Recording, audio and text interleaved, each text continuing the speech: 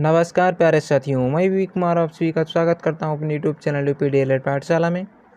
तो आज हम लोग देखने वाले हैं डीएलएड फर्स्ट सेमेस्टर शिक्षण अधिगम के सिद्धांत के बहुविकल्पीय प्रश्नों को।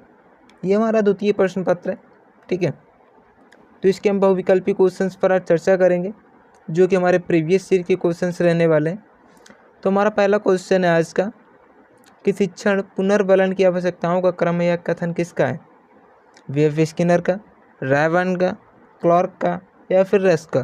तो इसका जो राइट आंसर हो जाएगा वो हो जाएगा ऑप्शन नंबर ए सही हो जाएगा हमारा, ठीक है, वी.एफ. स्किनर का। ये हमारा 2024 में पूछा वो क्वेश्चन है, ठीक है, इंपॉर्टेंट क्वेश्चन है। अगला क्वेश्चन है कि शिक्षण का प्रमुख कार्य विचारों, तथ्यों एवं सूचनाओं को शिक्षार्थियों तक पहुँचाना है। यह कथन किसका है? ब्रूनर का, हार्वर्ड का, फ्रॉवेल का या फिर बी.एस. ब्लूम का? तो इसका जो राइट आंसर हो जाएगा वो हो जाएगा ऑप्शन नंबर सी से हो जाएगा फ्रॉवेल का, ठीक है। अगला क्वेश्चन है कि शिक्षण अधिगम सिद्धांत किसके लिए वैज्ञानिक आधार प्रस्तुत करते हैं? तो किसके लिए प्रस्तुत करते हैं? शिक्षण के नियोजन के लिए, शिक्षण की व्यवस्था के लिए, शिक्षण का मूल्यांकन, ये सभी। तो इसका जो राइट आंसर हो जाएगा वो हो जाएगा ऑप्शन नंबर डी से हो जाएगा ये सभी। अगला क्वेश्चन है शिक्षण में उदाहरण के आधार पर छात्र आसानी से समझ सकते हैं। तो क्या क्या समझ सकते हैं उदाहरण के तौर पर विद्यार्थी? संकल्पनाओं को, कठिन तत्वों को, मूर्त भावों को, ये सभी। तो इसका जो राइट आंसर हो जाएगा ऑप्शन नंबर डी से हो जाएगा, ठीक है। संकल्पनाओं को भी समझते हैं, कठिन तत्वों को भी समझ जाते हैं उदाहरण के तौर पे, और अमूर्त भावों को भी, ठीक है। अगला क्वेश्चन, प्रश्नोत्तर शिक्षण विधि किसके समय से चली आने वाली एक प्राचीन पद्धति है? तो किसके पद्धति से चली आ रही है? तो वो हमारे सुकरात के, ठीक है, सुकरात के समय से चली आ रही है, ठीक है। अगला क्वेश्चन, प्रश्न कौशल के घटक हैं। तो क्या है? प्रश्नों की संरचना, प्रस्तुतिकरण, वितरण, ये सभी। तो इसका जो राइट आंसर हो जाएगा ऑप्शन नंबर डी से हो जाएगा ये सभी, ठीक है। अगला क्वेश्चन है अनुभव के द्वारा व्यवहार में होने वाले परिवर्तन को सीखना कहते हैं। क्या कहते हैं उसे हम? कोहलर, गेट्स, पावलोव या फिर ब्रूनर? तो इसका जो राइट आंसर हो जाएगा ऑप्शन नंबर बी से हो जाएगा, गेट्स ने कहा था, ठीक है, कि अनुभव के द्वारा व्यवहार में होने वाले परिवर्तन को सीखना कहते हैं, ठीक है, ये गेट्स ने कहा था। अगला क्वेश्चन है कक्षा में संप्रेषण का प्रारूप होता है। तो क्या होता है? शाब्दिक संप्रेषण भी होता है कक्षा में, अशाब्दिक संप्रेषण भी होता है, ठीक है। तो इसका जो राइट आंसर हो जाएगा ऑप्शन नंबर सी से हो जाएगा आ और बा दोनों, ठीक है।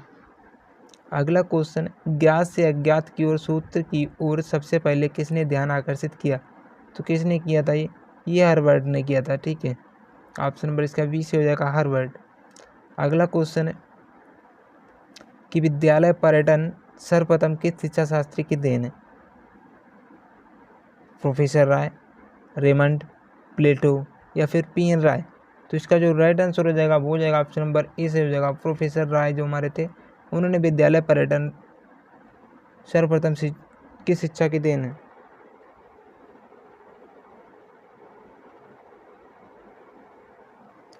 अगला क्वेश्चन है कि शिक्षण प्रक्रिया का कौशल के रूप में किस संस्था ने सर्वप्रथम अध्ययन किया? तो किसने किया? स्टैनफोर्ड विश्वविद्यालय ने, जे.एन.यू. विश्वविद्यालय ने या फिर फोर्ट विलियम कॉलेज या फिर एन.सी.ई.आर.टी. ने? तो इसका जो राइट आंसर होने वाला है वो होने वाला ऑप्शन नंबर ए से हो जाएगा, स्टैनफोर्ड विश्वविद्यालय ने। अगला क्वेश्चन है जब छात्र टाक और चाक से नहीं समझते तो शिक्षक प्रयोग करता है, कौन सी विधि का प्रयोग करता है? सहायक सामग्री का प्रयोग करता है, ठीक है। ऑप्शन नंबर इसका बी से हो जाएगा, सहायक सामग्री। अगला क्वेश्चन है छात्रों में क्रियाशीलता का आंदोलन सर्वप्रथम किसने किया था?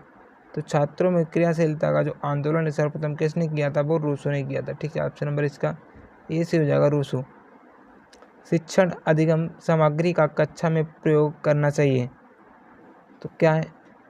आवश्यकता अनुसार करना चाहिए हमें, ठीक है। शिक्षण से अधिगम सामग्री का जो हमें उपयोग है कक्षा में वो आवश्यकता अनुसार करना चाहिए, ठीक है। अगला क्वेश्चन है रुचि एक ऐसी प्रेरक शक्ति है जो हमें किसी व्यक्ति, वस्तु अथवा त्रिज्या अथवा क्रिया के प्रति ध्यान देने हेतु प्रेरित करती है, किसका कथन है? ड्रेवर का, क्रो एंड क्रो का, BS ब्लूम का या हार्वर्ड का? तो इसका जो राइट आंसर हो जाएगा वो हो जाएगा ऑप्शन नंबर बी से हो जाएगा क्रो एंड क्रो का। ठीक है, अगला क्वेश्चन है कि पाठ प्रस्तावना कौशल का आधार बिंदु है, पाठ्यक्रम का, परिवार का, या फिर पूर्वक्रम का, या फिर पाठ। तो इसका जो राइट आंसर होने वाला है वो होने वाला ऑप्शन नंबर सी से हो जाएगा पूर्व ज्ञान का। ठीक है, व्याख्यान विधि में छात्र बने रहते हैं, मूक, सक्रिय, निष्क्रिय, इनमें से कोई नहीं। तो इसका जो राइट आंसर हो जाएगा वो हो जाएगा ऑप्शन नंबर ए से हो जाएगा मूक। ठीक है, व्याख्यान विधि में। अगला क्वेश्चन अधिगम का अर्थ है, तो अधिगम का क्या अर्थ है? सीखना।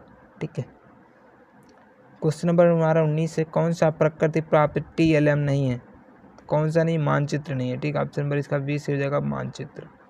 अगला क्वेश्चन है TLM का पूरा नाम क्या होता है? तो TLM का जो पूरा नाम होता है वो होता है टीचिंग लर्निंग मटेरियल। ठीक है, ऑप्शन नंबर 20 हो जाएगा टीचिंग लर्निंग मटेरियल। ठीक है,